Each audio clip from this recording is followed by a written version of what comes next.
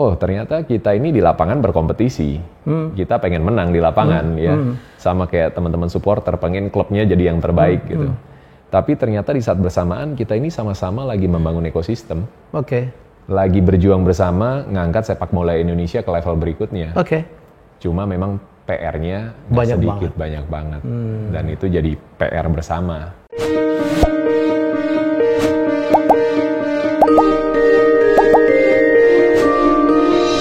Ya, tamu saya kali ini keren banget ya. Nggak usah dikenalin deh, pasti kenal ya. Darius Sinathrya sudah hadir di studio.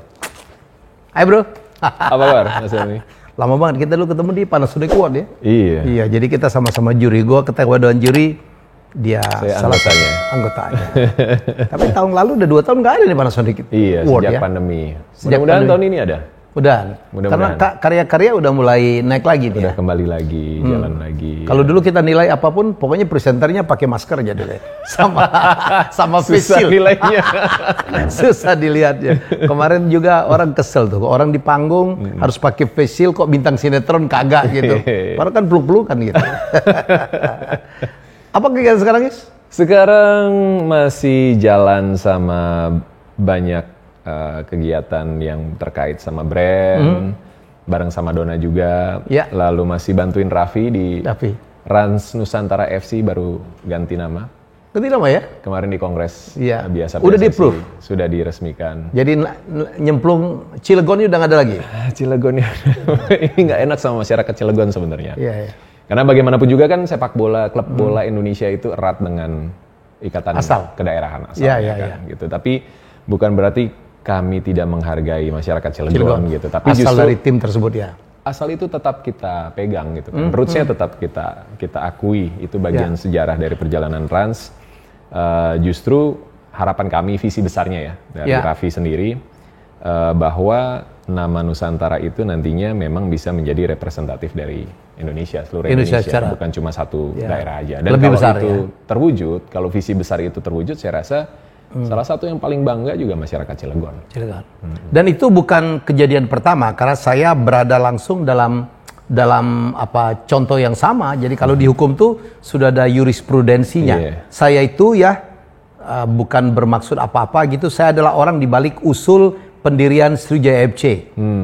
Ya, jadi satu hari setelah saya menjadi event organizer-nya PON 2004 di Palembang, dengan stadion Jakabaring yang megah itu, saya bilang sama Gubernur Syahrial Usman, saya bilang, Pak Gub, ini kalau nggak ada kegiatan, ini jadi rumput ilalang naik. Jadi, apa kendak kau mi?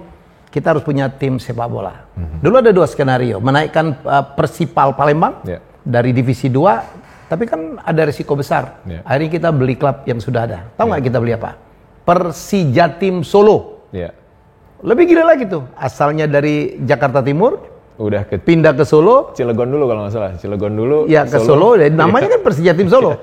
Masa Persijatim Solo Palembang gitu kan? Akhirnya dipakai nama Sriwijaya FC. Pergantian nama ya. Oke, jadi bos lu Raffi sekarang. Sama Rudi Salim. Ya, kurang lebih begitu. Bos Raffi gila. Kemarin kita dapat rumor dia mau beli tim Itali katanya. Iya. Habis dari Lecce. Iya. Jadi nemenin orang deh nih ya? Atau dia ada di situ lah ya? Kurang tahu ya. Karena kan Raffi. Kalau di Rans itu kan ada banyak ya, ada pemiliknya Rans Entertainment sendiri ada, lalu punya agenda sendiri. Kebetulan kalau saya memang hanya fokus di Rans FC-nya aja, di sepak bolanya aja. Gitu. Tapi gila lah ya. Sekarang dunia sepak bola ya, saya pikir harus bersyukur banyaknya sekali orang-orang ternama ya sekarang nyemplung di klub. Ngidupin juga lah ya. Ada siapa ya? Ada Gading ya. Kasih apa ya? Kasih euforia baru. Iyalah. Kasih darah segar. Apalagi di tengah situasi pandemi kemarin munculnya kan. Ada Mas Kaisang di Persis. Persis bisa kembali lagi ke strata divisi tertinggi utama, sepak bola Indonesia. Terus Raffi. Kebetulan kita bisa bareng-bareng juga sama Persis. Muncul juga Dewa United kan. Lalu Atta Halilintar beli PS Pati. Jadi Pati, lalu sekarang berubah jadi Bekasi City FC. Ya kemarin juga baru disahin di Kongres. Terus ada Gading di Persik. Gading di Persik. Ya. Kalau nggak salah ada Prilly juga beli ya klub. Prilly Persikota ya. Luar biasa ya. Apapun motifnya, menurut saya sih ini adalah menambah kegairahan baru untuk sepak bola. Iya betul. Karena sebenarnya kan kalau kita lihat mungkin di 1 dekade terakhir ya, sepak bola Indonesia terus berusaha berbenah kan. Ya. Lepas dari pro dan kontranya, lepas dari insiden-insiden yang terjadi. Oke. Lepas dari timnas kita belum bisa juara banyak, belum bisa juara gitu ya. Tapi secara ekosistem industri semakin membaik. Saya ngelihatnya begitu ya. Sampai sebelum pandemi itu semakin membaik. Kita bisa lihat kemasan liganya semakin matang. Walaupun jadwal mungkin masih sedikit geser-geser, tapi sekarang udah mulai nih dicoba untuk bergulir setiap tahun di periode yang sama. Isu tentang klub yang mungkin tidak memenuhi kewajibannya ke pemain semakin sedikit. Bukan tidak ada sama sekali, tapi semakin sedikit dibandingkan era sebelumnya. Kepercayaan sponsor, brand, bahkan hubungan harmonis antara federasi dengan pemerintah juga semakin baik. Gitu. Dan ya ini sebenarnya begitu saya masuk dan ketemu dengan stakeholder yang lainnya, pemilik klub yang lain juga ngelihatnya, oh ternyata kita ini di lapangan berkompetisi, kita pengen menang di lapangan ya, sama kayak teman-teman supporter pengen klubnya jadi yang terbaik gitu. Tapi ternyata di saat bersamaan kita ini sama-sama lagi membangun ekosistem, lagi berjuang bersama ngangkat sepak bola Indonesia ke level berikutnya. Cuma memang PR-nya banyak banget. Dan itu jadi PR bersama. Gitu. Jadi sekarang di Rans jabatan Darius apa? Kebetulan dipercaya sebagai COO. COO? Chief Operating Officer. CEO-nya siapa? CEO-nya kita sebenarnya kalau jabatan CEO-nya nggak ada literally CEO, tapi langsung ke presiden dan vice presiden ada Rofi, itu ya sahabat udah seperti saudaranya Raffi. Sama vice presidennya Rajiv. Gitu. Terus ada saya sebagai COO. Belum lengkap sih secara struktur, tapi pelan-pelan kita coba. Yang di Biden-nya adalah Darius? Iya, tapi ada tim lagi yang di bawah saya. Masih sempat tuh Pak? Disempet-sempetin. dengan kesibukan yang luar biasa gitu. Beberapa tahun terakhir kan memang menghindari jadwal yang rutin ya. Karena pengen spend time lebih sama keluarga. Aku sama Dona punya hobi traveling. Iya sekarang ya. Terus lagi main motor terus juga gitu kan. Nah kalau jadwal rutin agak susah mau seperti itu. Gitu. Jadi memang karena belum ada jadwal rutin, ya udah ketika diajak dan diminta tolong sama Raffi untuk bantuin, ya udah kita involve. Cuma memang dari awal komitmennya mohon maaf belum bisa full time benar-benar. Nggak kapok ngurusin sepak bola. Pertanyaannya ujungnya di situ. Dia ngeri banget gue tanyain itu. Nggak kapok bos. Ya udah cukup lama juga ya. Dari fase pertama bersentuhan dengan sepak bola atau futsal waktu itu ya. Udah 10 tahun lebih. Dan yang lihat keseriusan Raffi dan orang-orang yang bekerja di dalamnya juga sih. Gitu. Dan kecintaan kita sama sepak bola nggak mungkin hilang. Ternyata ya. Ya walaupun sempat harus ditinggal ya. Iya sempat ditinggal dan menjaga jarak. Tapi pas masuk lagi kayaknya diawasin juga. Ini mau ngapain Darius mau ngapain. Sekarang lebih baik. Sekarang jauh lebih baik. Saya tahu banget ya. Dulu kita pernah ngobrol gitu di ajang Panasonic. Saya tahunya dari Dona gitu. Kalau Darius dulu pegang timnas, tim manajer untuk futsal ya. Timnas futsal ya. Dia pakai duit sendiri, nyuci jersey sendiri. Bayangin Darius nyuci jersey pemain. Lu gila lu ya. Iya, perjalanan ya pengalaman. Ya waktu itu kita dikasih kepercayaan, ada 3 target sebetulnya. Satu lolos kualifikasi Piala Asia. Terus? Di Uzbekistan. Kita tuan rumah kebetulan. Tinggi banget. Terus? Lumayan. Tapi sebenarnya kalau dari zona ASEAN cukup. Waktu itu lawan beratnya kan cuma Australia dan Vietnam. Vietnam. Thailand lolos langsung mereka. Lalu kebetulan kita bisa meraih peringkat ketiga. Dan kita lolos. Target keduanya kita AFF. Harus emas. harus juara karena Thailand nggak ikut. Oke. Jadi memang nggak bisa dipungkiri karena nggak ada Thailand kita bisa jadi juara. Jadi kalau dilihat listnya 20 tahun terakhir itu Thailand semua. Satu nyempil di tengah-tengah 2010 itu Indonesia. Itu pada saat Thailand nggak ikut. Waktu itu kalau nggak salah mereka fokus Piala Dunia. Oke. Kalau sekarang mereka udah punya 2 tim. Tim A yang untuk kelas dunianya, tim B-nya yang untuk kawasan lah, untuk regional lah gitu. Yang ketiganya? Ketiganya lolos 8 besar Piala Asia. Gila. Itu yang kita belum sukses. Targetnya tinggi banget ya? Iya. Dan itu di era ini loh, di era konflik juga. Awal-awal konflik itu. Jadi waktu itu kan ada Badan Futsal Nasional. Oke. Badan Futsal Nasional ini seolah-olah di luar strukturnya PSSI sebagai federasi. Sementara kan kalau di FIFA harus di bawah ya. Oke. Gitu. Nah, diambillah oleh PSSI di ceritanya restrukturisasi. Lalu pengurus-pengurusnya mungkin ya nggak klop gitu ya. Akhirnya mereka mengundurkan diri. Saya ditawarin jadi ketua BFN. Umur 24. Dia bilang nggak ada pengalaman organisasi. Nggak tahu harus ngapain. Oh tenang aja, nanti ada yang bantu. Teman-teman yang bantuin gitu. Kita lihat yang bantuin senior semua ini yang ada. Padahal kita nggak bisa ngapa-ngapain. Kayaknya bantu tapi masalah tuh. terus. Saya bilang, aduh mohon maaf banget kayaknya belum bisa kalau jadi ketua BFN. Belum waktunya lah. Saya BFN itu ada Badan Futsal Nasional. Ya. Akhirnya datang lagi, ya udah bro kalau belum jadi ketua BFN, ini deh timnas deh, manajerin deh gitu kan. Siapa pelatihnya? Bang Robi, kebetulan memang tahu sosok Bang Robi gitu ya. Terus kaptennya waktu itu Venato Tabarat. Gitu. Nah, VV kan sama saya juga dekat. Dia yang, bro bantuin bro, kita all out, kita total buat timnas gitu ya. Ngobrol sama Bang Robi, visi dia apa, program kerja dia apa, akhirnya ya udah deh, oke, saya coba gitu ya. Cuma ya itu lucu, begitu pertama saya iyakan, dokumen pertama yang masuk adalah RAB. RAB. Program anggaran belanja.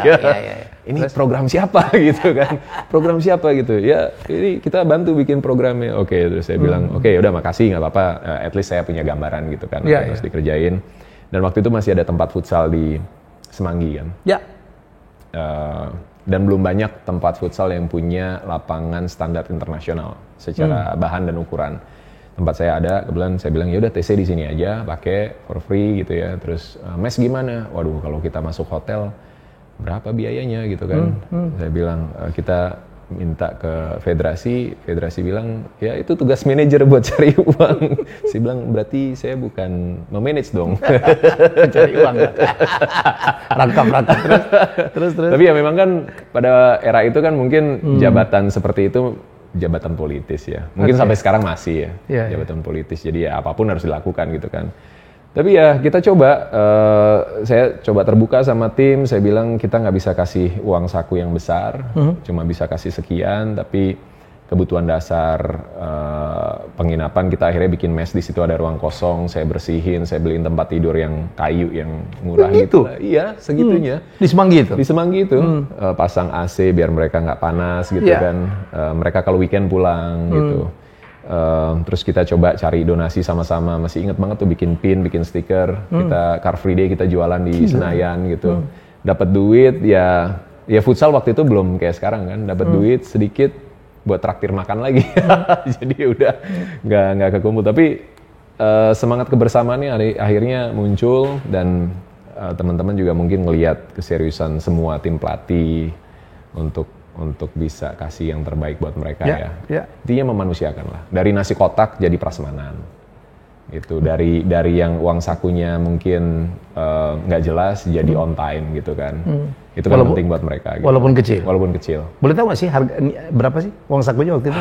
Waktu itu kalau nggak salah satu orang cuma 2,5 juta plus uang transport 25.000 atau 50.000 per hari. Per bulan?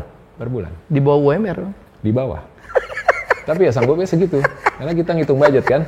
Itu yang gue bilang mau kunci, mau ngomong dari, nah bayangin ya, ditargetin juara ini, juara itu, lolos apa gitu, apa uang saku UMR, nasi kotak berharap juara.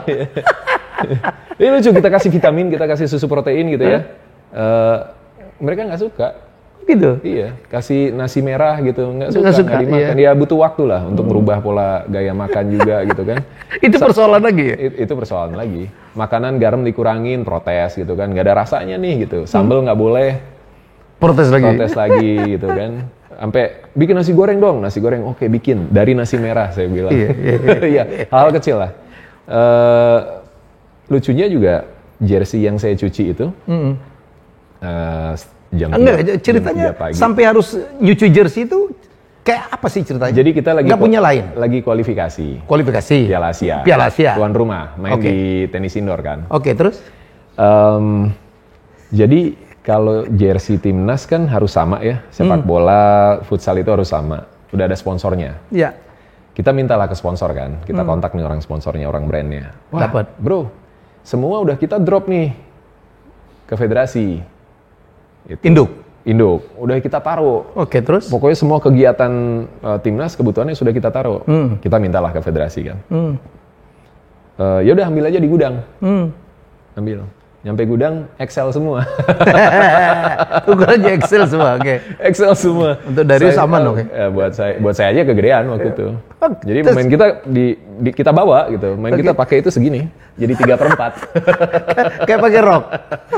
Itu akhirnya kita coba konsultasi dong. Ini gimana gitu? Ya nggak ada cara lain. Akhirnya kita bikin sepasang waktu itu putih merah sama putih hijau. Atau merah sama putih hijau. Kita bikin ya KW-nya. Kita produksi, kebetulan ada vendor yang memang bahannya segala macam itu sama persis. Yang sponsor nggak tahu? Yang sponsor nggak tahu. Terus? Ya udah kita produksi, tapi cuma punya sepasang. Ya. Nah, di saat kualifikasi Piala Asia itu ada 2 pertandingan, kita harus pakai away berturut-turut, hijau dan hijau. Sementara mainnya kalau nggak salah siang. Jadi kalau kita laundry besoknya itu nggak akan ngejar. Nggak kering waktunya, nggak akan bisa dipakai gitu kan. Akhirnya ya udah selesai main, lu kumpulin. Saya bilang sini kumpulin karena kitman bingung kan, gimana? Nah, udah sini kumpulin. Saya bawa pulang, bulan Dona nonton, saya bilang ntar bantuin ya kita cuci nih di rumah nih. Sampai 3:30 pagi kita cuci. Sama Dona? Sama Dona. Ada kolor yang ketinggalan juga. Masih nempel di celana. Oke. Jadi tuh digosok gitu semua ya? Iya pagi udah kering, kan keringnya juga nggak kering 100% kan, masih kita angin-angin, paginya gitu. Mbak yang gosok, kita bagian cuci aja, karena sampai rumah udah jam 1 gitu, jadi laundry mana pun udah tutup juga ya? Udah tutup. Iya. Emang waktu itu digaji berapa sebagai team manager? Lu digaji berapa? Nggak ada gajinya, Mas. Nggak ada gajinya? Nggak ada gajinya. Justru kita keluar uang kan. Semua kegiatan itu ya akhirnya kita yang keluar. Kocek pribadi. Ya. Sampai IFF. Nah di IFF memang ada harapan karena kan kita bawa piala ya. Ada bonus waktu itu dari ketua umum. Langsung kita bagi. Saya masih ingat itu. Ketua umum siapa? Nurdin Halid. Ya. Ketum kasih bonus. Saya masih ingat bonusnya $. Terus disampaikan dari sekretaris tim, yang memang orang PSSI, orang federasi. Lalu di sounding ke saya, Bang Darius, ini ada bonus sekian. Dari ketum? Dari ketum. Oke, tolong sampaikan terima kasih, saya bilang. Sekarang kita ke hotel. Nah, saya ke hotel, anak-anak masih TC kan, masih momen TC itu. Terus saya kumpulin semua satu kamar. Oke, guys, ini ada bonus sekian, saya bilang. Kalian mau dibagiin dalam bentuk $, atau kita tukarkan rupiah? Rupiah semuanya. Oke, rupiah. Ya udah, saya bilang ke sekretaris timnya, tolong sekarang ke money changer, langsung jalan ke sana, kasih tahu saya berapa kursnya. Sekian. Oke, sekian tuker semuanya. Oke, saya hitung langsung. Oke, pemain sekian, bagi rata, pelatih sekian, official sekian, sisa itu 4 jutaan kalau nggak salah. Sisa 4 jutaan. Saya bilang ini 4 juta, saya kasih ke pelatih, mau buat makan silakan, mau dibagi lagi kecil-kecil silakan, atau buat nonton atau buat apa silakan dipakai. Pokoknya ini sisanya segini saya kasih gitu. Udah selesai.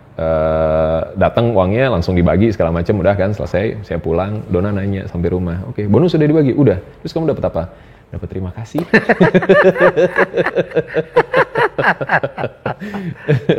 Jadi ya buat saya sebenarnya ya itu sebagai pecinta sepak bola, sebagai orang yang suka olahraga, saya dapat kesempatan yang luar biasa jadi manajer. Nggak semua orang, Mas, punya kesempatan itu.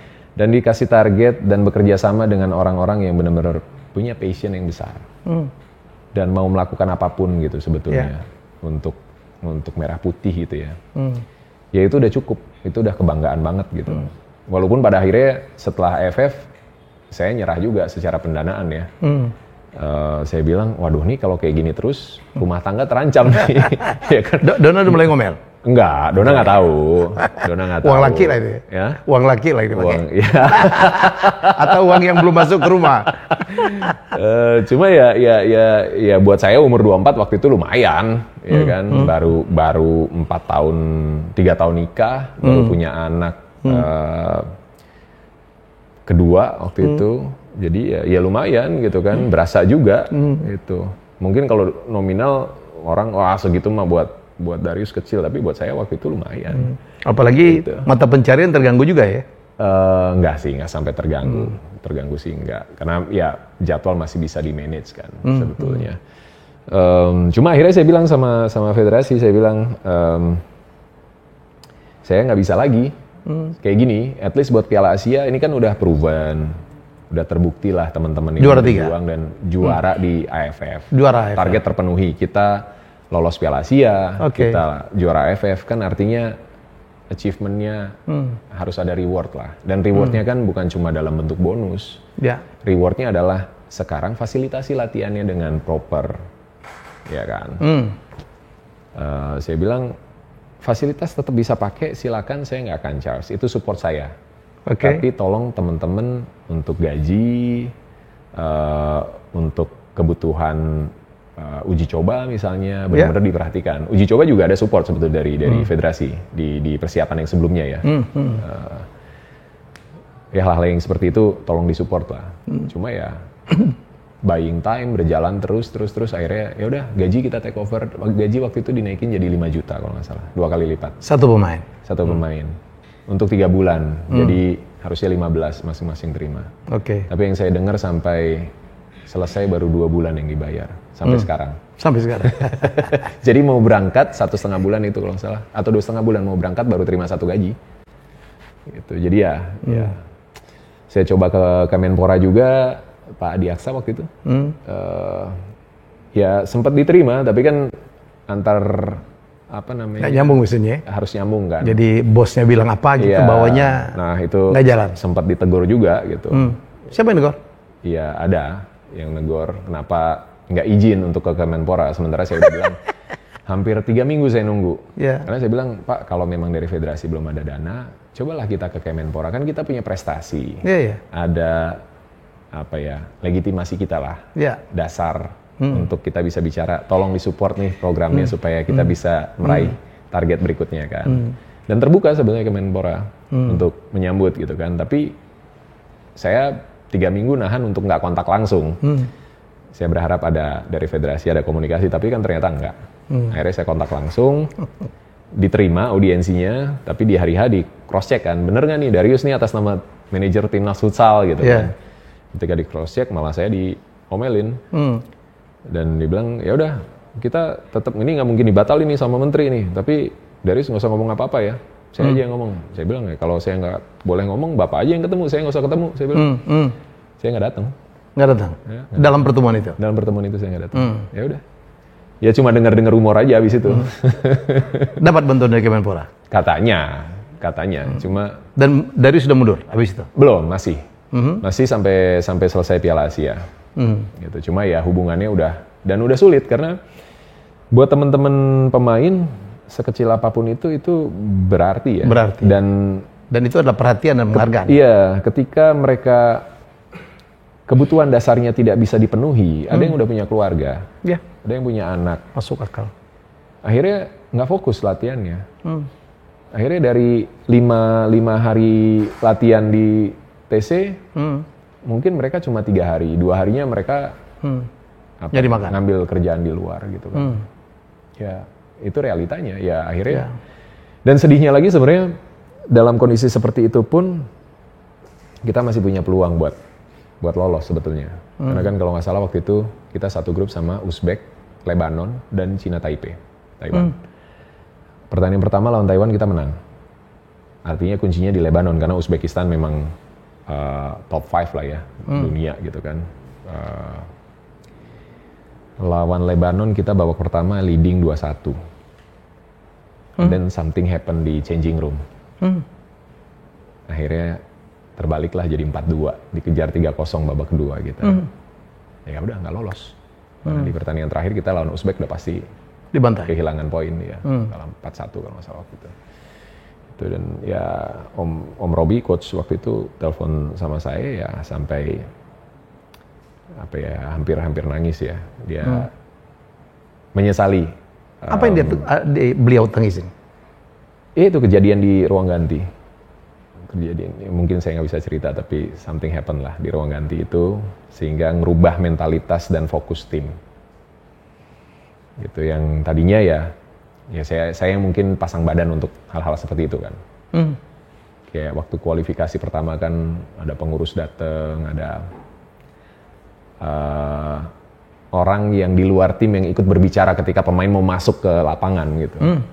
Which is nggak perlu. Perlu lah. Mereka nggak setiap hari sama pemain juga iya tahu kenal tapi apa esensinya gitu. So tau amat lagi. Saya aja nggak pernah ngomong, saya paling ngasih semangat, mimpin doa kalau diminta sama pelatih udah, tapi selebihnya nggak pernah bicara teknis, nggak pernah bicara harus begini begitu.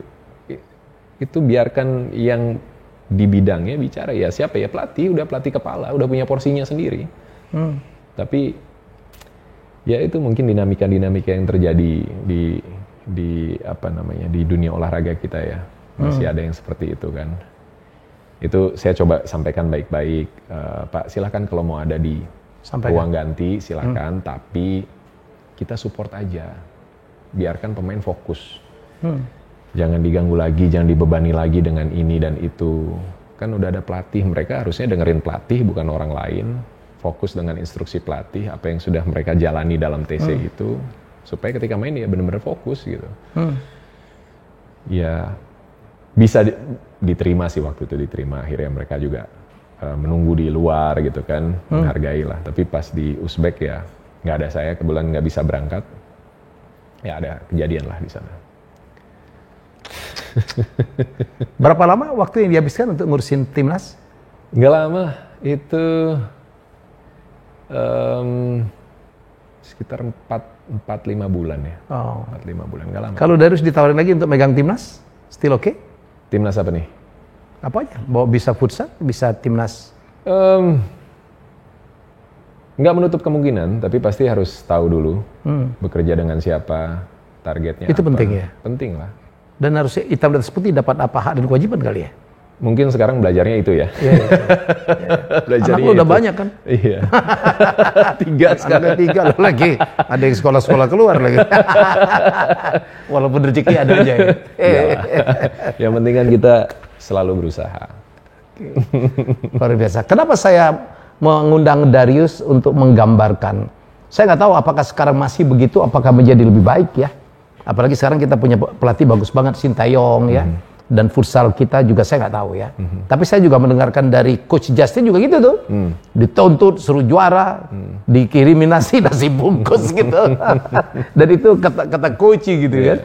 Saya bilang, saya ini dari suara yang lain lagi. Dan saya tahu Darius pernah menjadi manajer timnas dan pernah dilirikin Dona itu tuh Darius pakai duit pribadi nyuci jersey sendiri dan dituntut juara ya. Iya. Seru lah. Ya. Kan kalau nggak gitu nggak diceritain sekarang. Ya. Jadi supaya kita belajar lah ya, kita nuntut ya, nuntut pemain, kadang-kadang kita marah-marah, kadang-kadang kita ngata-ngatain gitu dengan kalimat yang nggak pantas gitu untuk pemain. Lu tahu nggak apa yang terjadi di belakang? Iya. Lu tahu nggak apa yang terjadi di belakang? Banyak hal, layernya banyak banget. Layernya banyak banget. Kita nggak bisa cuma ngelihat satu pertandingan. Wah si ini jelek, wah pelatihnya kurang. Wah ini ada banyak sekali hal yang terjadi yang penonton nggak tahu. Iya, kadang-kadang penonton merasa lebih pintar lagi daripada yang di lapangan. Iya. Dia nggak tahu faktor itunya apa yang terjadi di lapangannya. Ada orang yang bininya baru nelpon, beras nggak ada nih. Dan itu terjadi kan? Itu terjadi. Gimana nggak mengganggu tuh coba? Ya gimana nggak mengganggu tuh. Jadi menurut saya supaya kita belajar banyak. Karena menurut saya nggak ada olahraga yang lebih dicintai di Republik ini daripada sepak bola. Betul. Bola itu kan bisa menyatukan bangsa ya. Yeah. Kita kalau timnas main itu melupakan perbedaan dari beda agama, beda suku. Utang piutang aja dilupakan. Kalau bisa lupa selamanya. Yang punya utang. Yang punya piutang enak aja lu. Ya, tapi ini yang terjadi, saya nggak tahu juga, nggak ngikutin. Saya belum nanya juga kepada teman-teman di PSSI apakah lebih baik sekarang. Ya, tapi itulah yang terjadi. Saya kemarin menonton terus terang dalam Muhammad Al-Khatiri gitu, maling mewawancarain Coach Justin dan dia cerita gitu bagaimana kenapa pemain-pemain Indonesia pada level junior keren banget gitu. Ya, talent kita luar biasa lah ya. Talent kita luar biasa di level-level junior, tetapi begitu di seniornya menjadi berhenti dan itu ada banyak analisa. Kalau saya mau dengar dari Darius, apa sih yang persoalannya, kenapa talent-talent Indonesia yang demikian hebat, juara Gotia segala macam, begitu di level senior berhenti? Kita juara ASEAN aja nggak bisa. Iya, banyak faktor sebenarnya, Mas Helmi. Banyak faktor. Mulai dari orientasi pembinaan usia dininya buat apa? Yes. Yang saya lihat kebetulan Leo Diego juga ada di SSB, dan ikut kompetisi rutin juga. Oke. Yang saya lihat memang mentalitas kompetitifnya itu dari kecil memang udah segitunya. Sehingga kadang ngasih pressure ke pelatih, ngasih pressure ke pemain. Dan tanpa sadar itu jadi beban. Siapa yang nge-press ini? Orang tua rata-rata. Orang tua. Iya. Orang tua pengen anaknya harus main. Orang tua pengen timnya harus juara. Anaknya harus jadi yang terbaik. Kepada klub. Kepada pelatih. Kepada pemilik klub. Iya. Dan itu pressure-nya macam-macam. Gitu. Bisa langsung di pinggir lapangan, bisa di belakang lapangan. Gitu. Apalagi mak-mak itu ya. Apa, soccer mom? Soccer mom. Dulu tau banget istilah soccer mom ya. Itu kadang nggak disadari. Ya buat saya sebagai orang tua juga pasti pengen lah anak kita main, anak kita juara gitu kan. Nah, sementara kan di usia itu levelnya beda-beda. Ada yang udah bagus sekali karena memang natural born talentnya tinggi. Ada yang perlu waktu, late bloomer istilahnya. Dan akhirnya dinamikanya jadi potensi yang bagus, bisa jadi dia udah enough. Udah gitu, udah dapat semuanya. Dia udah top scorer, pemain terbaik, juara di mana-mana gitu kan. Sementara yang sebenarnya punya potensi tapi nggak punya kesempatan karena tuntutan itu harus menang, sementara dia mungkin belum nih. Akhirnya tersisih. Akhirnya mengambil jalan yang lain. Gitu. Berkembang sampai usia biasanya 15-16 ya. Nah, setelah 17 itu kompetisinya juga nggak ada lagi. Nggak ada. Persis yang dikatakan oleh coach. Jadi nggak ada kompetisi rutinnya ya. Jembatan antara youth dari SSB pro itu putus di situ. Makanya kan federasi bikin Elite Pro Academy. Cuma untuk memutar ini secara reguler dan benar-benar bisa kompetisi panjang kan juga nggak mudah sebetulnya. Tantangannya juga ada. Kalau sebagai penyelenggara ya, sebagai operator. Biaya. Lalu komitmen dari pesertanya juga. Karena biaya kan nggak mungkin ditanggung semuanya sama federasi. Klub juga harus menanggung. Terus klub dapat kayak sekarang Rans lah. Rans lagi menyongsong musim perdana di Liga 1 kan, kita harus nyiapin EPA juga kan. Ya, ada akademinya. Ada akademinya. Itu kan ngitung budgetnya pening juga kepala kita. Ternyata nggak kecil ya, Darius? Nggak kecil. Karena memang kita bicara tentang infrastruktur, kita bicara tentang bagaimana ngedevelop pemain itu. Belum lagi kalau ada biaya berarti ada target yang muncul. Ada target berarti kita butuh resource yang lebih besar lagi. Kita butuh pemain yang punya kualitas, dan pemain kualitas pasti berebut sama yang lain juga. Gitu. Dan ya belum terjembatani. Cuma sebenarnya kalau kita lihat lebih dalam, Mas Helmi, juara-juara yang gini, juara Piala Dunia Youth misalnya, under 17, under 20 gitu ya. Kan nggak semua pemain yang ada di tim itu jadi pemain besar ketika masuk ke pro. Jadi seleksi alam juga sebetulnya terjadi. Terjadi juga. Gitu. Nah, ya contohnya yang mungkin pernah juara Gotia kan salah satunya Egy ya. Sekarang dia di timnas. Artinya sebenarnya output yang positif pun ada. Ada. Tapi di level senior belum bisa bicara banyak itu kalau kita kupas ya semakin banyak lagi faktornya. Oke. Semakin dalam lagi gitu. Lubang-lubang yang harus kita tutup supaya bisa sampai ke timnas yang berprestasi. Ya. Jadi kan sekarang periode kepengurusan 5 tahun ya kalau nggak salah ya federasi ya. Ya. Nah, mau nggak ini pengurus dan orang-orang yang bertugas selama 5 tahun ini bicaranya juga jangka panjang, bukan cuma sekarang gitu kan. Bila perlu melupakan target juara lah ya. Lupakan Pembinaan aja dulu. Pembinaan dulu. Dirapiin dulu semuanya ya. Karena Saya pikir juga kayak pada tadi nggak mau kan, kenapa timnas di compare gitu ya, dulu lawannya tim besar-besar gitu, sekarang lawan Bangladesh saja nggak menang gitu ya. Ya timnas itu output dari apa? Ada output dari kompetisi. Output dari pembinaannya. Sekarang kita bicara pelatih yang punya sertifikat standar untuk menangani pembinaan usia dini. Berapa banyak? Indonesia luas loh. Ya kan?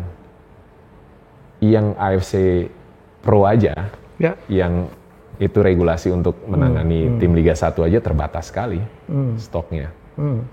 Karena memang biayanya mahal. Dan butuh jenjang yang panjang kan untuk bisa sampai ke sana. Itu siapa yang mau berinvestasi di sana? Karena kan sebenarnya kalau kita bicara pembinaan kan logika dasarnya spending kan, selalu keluar. Ya. Mau nggak invest di situ untuk jangka waktu yang panjang? Karena kan satu generasi mas. Kita bicara dari pengenalan mereka 11 lawan 11 itu kan usia 12 tahun. Transisi dari 7 lawan 7 ke 11 lawan 11. Kalau di SSB. Oke. Berarti di 11 lawan 11 itu mereka mulai benar-benar serius diarahkan. Ya. Sampai usia 15, lalu 15 ke 20 itu udah masuk ke menuju ke pro ya. Dan itu kan seleksi alamnya udah terjadi juga di sana. Nah, dari umur 12 sampai 20 lah. 8 tahun. 1 dekade lah kita bicara membina pemain untuk jadi pemain terbaik. Sementara pengurus cuma 5 tahun. Gimana caranya? Ya kan, kita bicara klub di kasta tertinggi, di kasta keduanya, siapa yang punya stadion sendiri? Siapa yang punya training ground sendiri? Training ground mungkin beberapa udah punya ya, tapi belum banyak, belum semuanya. Oke. Banyak banget PR-nya ya? Itu baru dari sisi infrastruktur. Baru dari sisi SDM. Sumber daya pelatih? Ya. Gitu. Jadi PR-nya masih panjang, masih dan rasanya memang butuh sinergi antara pemerintah sama federasi, bikin program yang benar-benar ada blueprint lah. Sepak bola nasional itu mau dibawa kemana, programnya mau seperti apa, dalam 10 tahun target kita apa, setelah 10 tahun apa next step-nya. Kalau sekarang misalnya bicara naturalisasi kan jangka pendek aja. Iya. Nggak salah, negara lain juga beberapa melakukan itu gitu kan. Nggak salah, tapi long term-nya apa? Kan belum terlihat. Kan nggak bisa cuma mau ada turnamen, kumpulin pemain terbaik, TC. Ada turnamen, kumpulin pemain terbaik, TC. Nggak bisa mengulang lah era mungkin Coach Indra Safri gitu ya, U16 kita bisa benar-benar tinggi sekali gitu kan. Di level tertinggi gitu. Nggak setiap momen kita bisa seperti itu kalau nggak ada benar-benar struktur bagaimana pembinaan usia dini yang baku dan benar. Karena coba ditanya deh anak-anak SSB gitu ya, apa sih sepak bola? Terus jawabannya apa? Ya coba aja ditanya Mas Helmi. Apa sepak bola menurut kamu? Nggak kebayang saya. Mereka. It's space and time. Kan olahraga rata-rata kalau olahraga permainan seperti itu kan. Bagaimana kita menciptakan ruang dan melakukan sesuatu di waktu yang tepat. Nah kalau diskusi sama beberapa pelatih, ya itu problemnya. Secara skill kita nggak kalah, tapi secara keputusan, organisasi permainan, satu pergerakan pemain pengaruh ke posisi yang lain.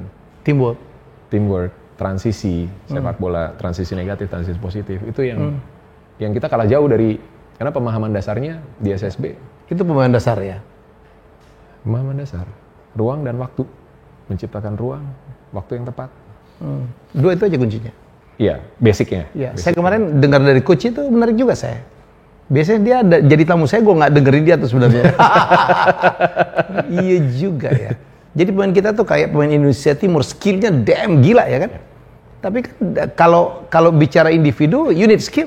Tapi begitu tim, this is teamwork. Jadi nggak bisa tuh cuman dribbling. Yang lebih penting itu dia bilang passing. Iya, ya passing just one thing, dribbling, passing is just one thing gitu. Tapi pemahaman bagaimana bermain di posisi itu tugasnya apa, kapan dia harus bergerak. Itu hal lain lagi tuh ya. Iya, saat bertahan kemana dia harus bergerak, saat menyerang kemana dia harus bergerak, kapan dia harus bergerak, itu yang jadi kelemahan kan. Sehingga kan sering kita, kok long ball mulu, ya gimana? Serba salah akhirnya. Dan itu yang akhirnya membuat, selain mungkin ada faktor makanan, faktor disiplin juga, menjaga kebugaran ya. Attitude juga ya. Attitude ya, lifestyle yang benar-benar as a pro athlete gitu. Yes, that's another thing. Tapi itu yang membuat pola main yang seperti itu yang membuat akhirnya terlihat staminanya kalah. Gitu. Itu yang terjadi di pemain kita ya. Babak pertama bagus, babak keduanya di ujung-ujung kebobolan. Sementara lawan dengan pergerakan yang seperti itu konstan aja dia. Simple ya. Tapi kan kalau kata Johan Cruyff kan bermain simple itu yang paling susah. Ternyata. Sama coach ini Belanda banget dari itu. Maka dia sama coach alirannya. Kalau timnas pasti bela Belanda dong ya? Enggak, Argentina. Oh Messi. Maradona dan Messi. Nah, karena itu dia ngikut ke Barcelona. Ya kan? Ya jadi saya pernah dengar dari Coach Jasin, dia bilang yang penting itu passing. Dan tugas pemain itu adalah mencari ruangan bebas. Supaya bisa menerima passing. So that's it. Kasih aja passing aja ke pemain yang lagi bebas. Dan lawan akan capek banget. Itulah filosofi simpelnya football sebenarnya, soccer gitu ya. Jadi nggak cukup cuma dribbling aja gitu. Capek lah. Ada pemain temennya kosong nggak dioper gitu, itu yang terjadi ya. Nggak ngegolin. Jadi sebenarnya, dan ini yang harus dilatih ya. Oke. Kalau misalnya Darius ya, saya nggak mau berandai-andai kalau kamu menjadi ketua PSSI ya, enggak lah. Kalau kamu dikasih kesempatan oleh PSSI dimintain pendapat nih untuk pembinaan yang sebenarnya itu mulai dari mana tuh, Darius? Sebenarnya ini kan karena belum ada pembuktian ya, kan, belum pernah terjadi gitu ya. Tapi kalau kita diskusi dengan banyak pihak yang udah punya pengalaman di sana, experience, balik lagi investasinya adalah di infrastruktur dan pelatih. Infrastruktur artinya ya lapangan latihannya benar. Pemain itu terbiasa bermain di lapangan yang memang seumur hidup mereka sebagai atlet mainnya seperti itu, standar kualitasnya nggak beda-beda jauh lah. Jadi artinya kita infrastruktur lapangan pun masih banyak kurang dan tidak standar. Iya, terutama untuk di pembinaan usia dini. Ada lapangan yang digunakan untuk kompetisi bukan turnamen ya, artinya liga. Artinya berjalan selama 10 bulan. Usia dini, itu U12 sampai U15 kalau nggak salah. Tapi ketika musim hujan, banyak pertandingan harus tertunda atau anak-anak itu harus bermain di lapangan yang berlumpur. Kan problem. Gimana dia mau mengasah skill dia kalau main nendang bola, bolanya berhenti. Yang ada pada cedera tuh. Ya kan? Itu, jadi infrastruktur itu penting. Yang kedua ya pelatih yang benar-benar secara teori mereka punya pemahaman bagaimana mendidik anak usia muda, karena kan penanganannya beda. Bukan cuma mencetak pemain bola, tapi mencetak karakter mereka loh sebagai manusia. Apa yang dilakukan pelatih kan dicontoh sama anak-anak ini. Saya pikir dua hal itu jadi harus jadi dasar. Bahwa ada Villanesia misalnya gitu ya, itu kan textbooknya, teorinya yang nanti dipelajari oleh pelatih itu gitu. Itu juga satu program yang bagus sebenarnya dari federasi. Tapi balik lagi, bagaimana pelatih-pelatih ini berkomunikasi dengan anak sesuai dengan usia mereka. Kan beda penanganannya. Ngomong sama anak 12 sama 17 tahun kan beda. Gitu. Lalu berikutnya ya kompetisinya. Kompetisi yang teratur. Kompetisi kan Setahun itu kalau nggak salah setiap anak itu harus main dalam pertandingan kompetitif ya. Idealnya? 30-an kalau nggak salah ya. 1 tahun? 1 tahun. Selama 1 tahun itu 30-an pertandingan kompetitif. Jadi memang harus bentuknya liga. Nggak bisa yang one day turnamen. Terus one day turnamen kan main dari pagi sampai malam gitu, sampai sore. Habis itu berbulan-bulan nggak ada. Habis itu nggak ada gitu. Jadi memang semuanya harus berjenjang, harus rutin dilakukan dan dengan cara yang benar. Dari usia 12 sampai kalau perlu sampai 20. Kalau perlu nanti mungkin tim Liga 1, Liga 2 ini punya reserve team. Sehingga semakin banyak lagi yang terserap kan. Semakin grade-nya semakin berjenjang lagi gitu. Nah, mungkin ketika itu udah terlaksana, udah terjadi di pertandingan juga wasit juga punya kualitas kepemimpinan yang baik. Ya mungkin bisa suatu saat Indonesia bicara banyak. Gitu. Oke, rapid question. Gue udah tahu jawabannya tapi gue ngecek aja. Ronaldo atau Messi yang lebih good? Messi Jujur lah. loh. Messi. Wah, itu subjektif. Messi. Tapi Ronaldo is a great athlete. Oke. Dia contoh bahwa talenta itu bukan segalanya. Hard work, persistensi, kesadaran sebagai atlet pro itu penting. Makanya dia di usia sekarang 37 kalau nggak salah ya. 37 dia masih bisa berbuat banyak lah buat timnya walaupun terpuruk. Mas Helmi MU kan ya? MU dan Ronaldo. Iya. Dan gue punya alasan. Maaf ya. Enggak juga, enggak perlu minta maaf. Kita menghargai perbedaan lah ya. Tim gue lagi dihina banget. Oke. Barcelona atau Madrid? Barca, nggak mungkin Madrid. Tapi sorry ya, Madrid lebih juara itu. Lebih banyak juara UCL. Tapi amazing sih mereka. Iya, luar biasa. Apalagi musim ini ya. Mungkin apa yang membuat Darius cinta banget sama Barcelona? Karena Dona kan? Dona ikut lu atau lu ikut Dona nih? Dona ikut gua akhirnya. Ikut ke Barca akhirnya. Dona kan Juve banget. Sebelumnya Dona Juve banget, gue memang dari 90-an akhir lah, Lazio, Barca, karena Maradona, Argentina, menang merah di sana. Waktu itu Lazio lagi era pemain Argentina semua, Veron, Sensini, Almeida, Crespo, sempat main di sana juga. Hernan Crespo. Ya eranya Cranotti lah, mereka juara segala macam kan, Sven-Goran Eriksson waktu itu pelatihnya. Terus Argentina ada Maradona di sana, ngikutin sejarahnya dia, bikin gol tangan Tuhan dan dengan cara main dia, dia sempat di Barcelona walaupun cuma sebentar. Selama di Napoli.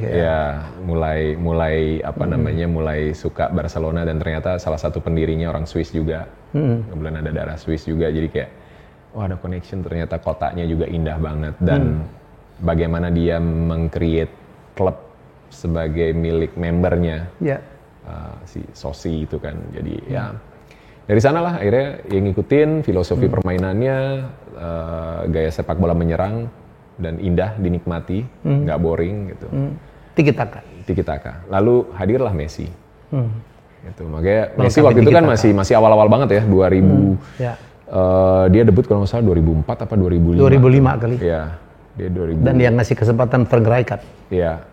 Dan asis dari Ronaldinho. 2007 punya anak, kasih nama Lionel Messi. Lionel. Demikian. Dari Lionel Messi. Itu. Dunia, Argentina atau Belanda? Argentina jelas. Rapid question gue gampang banget dan gue udah tahu jawabannya. Mohon maaf, Belanda belum pernah juara dunia. Hampir. Ya juara tanpa mahkota tapi 3 kali sih kelewatan. Coach nggak mau pindah tuh. Nggak mau dia Belanda banget itu. Memang aslinya Belanda itu. Iya. Ya, dia dulu cerita tuh datang ke Indonesia bawa 2 koper doang. Apa yang membuat dari jatuh cinta dengan Argentina? Filosofi bermainnya? Apakah keindahan bermain? Brazil juga kan keren. Iya, kalau indah lebih indah Brazil mungkin ya. Tapi ya itu mungkin figur Maradona. Figur Maradonanya yang bikin Maradona ya. main bola dengan lawan yang tinggi besar segala macam, dia kecil tapi he can do everything. Ya kan. Bukan tidak menghormatin, tapi kan akhir hidupnya kan ngaco banget kan. Narkoba. Nggak berhasil sebagai pelatih. Iya, bahkan di Piala Dunia dia diusir. Dibawa dari pinggir lapangan kayak kriminal gitu kan. Itu perjalanan hidup orang. Nggak pengaruh tuh. Di sana kan gini, Mas Helmi. Ini sebenarnya ada quotes yang Ronaldinho bilang, tapi aku punya pemikiran yang sama. Bahkan sebelum Ronaldinho mungkin statement itu ya, aku bilang ketika ditanya sama teman-teman wartawan waktu itu, kok dari suka banget sama bola? Apa yang bikin bola itu spesial? Aku bilang di bola aku bisa belajar banyak hal tentang kehidupan, tentang proses perjuangan. Tentang kita bersaing, tentang berkompetisi, tentang memaafkan, sportivitas memaafkan lawan yang niat jelek sama kita, banyak banget gitu. Tentang ngontrol diri kita sendiri, ngalahin diri kita sendiri gitu. Dan mungkin bukan cuma di sepak bola, mungkin di olahraga lain juga, tapi sepak bola itu olahraga yang paling humanis sebenarnya, yang paling penuh dengan nilai dan value yang mungkin sekarang udah mulai terdegradasi juga ya, lebih ke unsur bisnis dan entertainmentnya kan. Tapi sebenarnya kan esensi dari olahraga itu, gitu. Gimana kita kerjasama, tapi di satu titik kita juga harus bergantung sama diri kita sendiri. Dan gimana memotivasi teman satu tim ketika dalam posisi terpuruk. Banyak banget pelajaran hidup yang bisa diambil dari sana gitu. Dan itu membuat aku melihat bahwa dan belajar bahwa siapapun orang pasti punya sisi hitam dan putihnya. Aku sendiri pun punya seperti itu. Jadi ketika kita misalnya melihat Maradona dengan kehebatannya dia, di sisi yang lain dengan segala dunia hitam kelam hidupnya dia, ya itu perjalanan hidup dia yang nggak perlu kita judge juga. Dia yang ngalamin, dia yang ngerasain, dia yang make, dia yang ke rumah sakit kok. Kolaps ya kan? Nggak ganggu lu. Nggak ganggu kita gitu. Kita ambil aja yang baiknya, yang jeleknya biarin. Setiap orang tidak ada yang sempurna. Nggak ada yang sempurna. Gitu. Kalau kita cuma mau ngelihat kejelekan, siapa yang mau kita idolakan? Semua orang mungkin yang jago nutup, mungkin kelihatannya akan selalu terlihat baik ya. Tapi kan pasti ada sisi di balik itu yang kita nggak tahu. Gitu. Kita tiba-tiba kaget. Saya kan pengagum Ryan Giggs, ternyata punya cerita. Gitu. Sekarang ada back Barca tuh. Pique. Lagi rame juga tuh. Bekas MU tuh. Bayangin tuh, gila istrinya secantik Shakira masih selingkuh dia. Itu yang kita nggak tahu kan. That's human. That's human. Apa yang terjadi. Dan itu juga ketika dapat kesempatan ketemu sama pemain-pemain Barcelona, pas mereka latihan, ketemu Messi, ketemu Pique, ketemu Fabregas, Puyol. Ya, they're just human being. Sama kayak kita, cuma ya profesinya aja main bola gitu kan. Jadi superstar, idolanya banyak gitu. Mana lebih hebat, Messi atau Maradona? Postur agak-agak mirip nih ya. Postur mirip, gaya main mirip. Jeniusnya mirip. Jeniusnya mirip, cuma aku bisa bilang mungkin secara profesionalisme ya. Messi lebih profesional karena ada di support system yang lebih baik mungkin. Environment juga berbeda ya? Eranya juga beda. Dan ya kan ada isu juga Maradona memang sengaja dijerumuskan karena ngalahin Itali kan. Pada sakit hati tuh mafia Itali. Sedang bekerja. Jadi ya beda lah. Tapi Messi masih punya beban Piala Dunia. Yang Maradona udah kasih, Messi belum. Messi sekarang belum tua udah jualan burger tuh gue lihat. Hard rock ya. Burger Messi. Gue lihat di New York pertama gue posting banyak yang ini juga. Nih Messi nih. Gitu. Tahun ini kan lebih hebat Ronaldo daripada Messi. Udah jadi burger Messi. Jualan burger dia. Ada yang marah loh. Gue nyobain baru bulan lalu tuh. Enak ya? Ya oke. Taste like Messi. Agak-agak Messi juga ya. So serius gitu. Yakin Barca lebih hebat tahun depan? Berat. Mereka apalagi dengan financial problem sekarang. Financial problem yang akan memberatkan mereka. Bahkan sekarang setelah CVC-nya nggak deal kan, mereka harus... Nggak deal atau belum deal ya? Mereka kayaknya Gosipnya mereka pullback dari deal itu. Oke. Karena mereka nggak mau, ya. Ya itu. Hore, kan Frankie De Jong ke MU. Ya itu perjalanan satu klub. Kita lihat sampai di mana mereka bisa survive kan. Mereka akan kehilangan Dembele mungkin ya. Dembele mungkin pasti. Ya. De Jong mungkin ada kans juga kalau nggak ada solusi. Ya karena they need striker ya. Ya. They need striker. Mungkin mereka mau ngambil Lewandowski atau siapapun, tapi butuh they need cut the budget as well. Dan mereka butuh revenue untuk mendapatkan pemain baru. Tapi Xavi sebagai pelatih, oke. Very okay. Dalam situasi kayak gini, dia masuk posisi 9, finish peringkat 2. Bisa ngalahin Madrid 4-0. Pada saat Madrid sedang momentum tuh ya. Iya. Spesial. Oke. Apalagi kalau dia punya squad yang terbaik versinya dia. Nggak kecewa Messi ke PSG? Kecewa, heartbreak lah kalau itu. Nangis kita. Gitu. Itu impian aku sama Dona tuh musim terakhirnya Messi nonton gitu. Partai perpisahan gitu kan. Cuma nggak kesampaian. Nggak nyangka last minute banget kan. Dia pulang dari liburan tiba-tiba dapat kabar nggak bisa lanjut. Wah. Gara-gara financial problem. Mungkin kalau musim sebelumnya yang dia minta keluar, dia beneran keluar, mungkin kita lebih bisa terima ya udahlah gitu kan. Ya emang udah nggak bisa diomongin lagi dua pihak ini gitu kan. Tapi kan ini saat Laporta masuk, ada hope di sana. Semua Xavi beritanya Bali. Positif tiba-tiba. Wah. Tapi main mudanya sih kita masih punya harapan lah. Iya, beberapa. Iya, nggak ada yang nggak mungkin juga ya. Karena Madrid lagi bagus memang, tapi pemain-pemain kuncinya pada pergi juga ya. Oke, Darius, sengaja kita cuma ngomongin bola aja sama Darius. Kita nggak ngomongin tentang dia main sinetron, film, iklannya yang banyak banget itu. Dan kita tidak ngomongin tentang istrinya yang cantik itu. On the sport.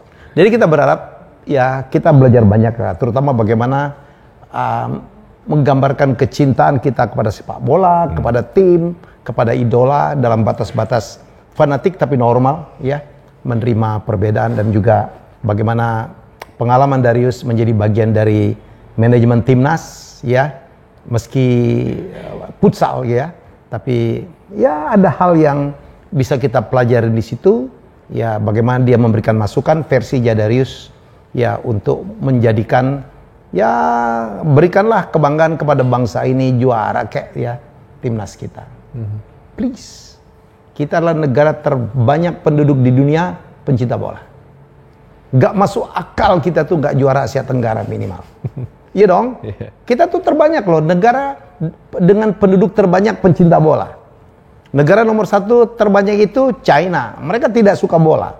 India gak suka bola, sukanya kriket. Sama hoki. Yang ketiga siapa? Amerika. Mereka nggak terlalu cinta soccer. Mereka cintanya tuh football. Yang nggak konsisten juga football tapi dimainkan pakai tangan. Ya, nomor 4 kita. Nomor 5 Rusia. Rusia ya juga sekarang lagi berat banget ya. Ya jadi kita tuh adalah negara paling besar penduduknya, paling banyak penduduknya yang masyarakatnya menyukai bola. Talenta banyak tapi lawan mirip-mirip Brazil kayaknya ya. Brazil juga penduduk lumayan banyak kan ya. Banyak, tapi kan cuma mereka juara dunia. Brazil di bawah kita agak di bawah kita dong jumlah penduduk. Iya, tapi mereka udah berkali-kali juara dunia. Kita sekarang dengan Timor Leste aja kalau menang seneng banget. Lawan Singapura. Ya Allah, Singapura cuman sekebayoran baru kali ya, se-Jakarta Selatan kali ya. Kita sekarang lawannya yang selevel itu bunga kuburan. Oke, kita cinta timnas ya. Bapak-bapak di PSSI silakan bekerja dengan dukungan kita untuk memberikan kebanggaan kepada bangsa Indonesia. Sinteyong, selamat bekerja. Saya kepengen banget ngobrol dengan Sinteyong. Saya suka banget dengan cara dia, tapi ya ada mungkin belum ketemu aja ya. Semoga indah pada waktunya. Semoga. Ya semua berharap seperti era Luis Mia kita di Asian Games bisa fight. Sebenarnya kan mungkin dari permainan Mas Helmi. Kita kan bangsa yang pemaaf ya, nggak juara tuh udah biasa gitu. Tapi mainnya itu kasih greget. itu udah bikin kita happy sebenarnya. Hasil akhir kita kadang tutup mata kan. Ya udahlah, tapi kalau mainnya fight kita bisa bikin lawan itu susah, pontang-panting itu udah mungkin sepertinya udah cukup. Kalau pemain Barcelona tuh di timnas terus ada yang karakter kayak Puyol gitu ya. Tapi dia seorang leader yang baik ya. Oke, itulah talk show kita pada hari ini dan kita jumpa lagi dengan tamu hebat saya selanjutnya. Terima kasih Darius. Terima kasih banyak. Sukses. Sama-sama. Terima kasih sudah menonton Helmiah Bicara. Jangan lupa untuk like, komen, share, dan subscribe.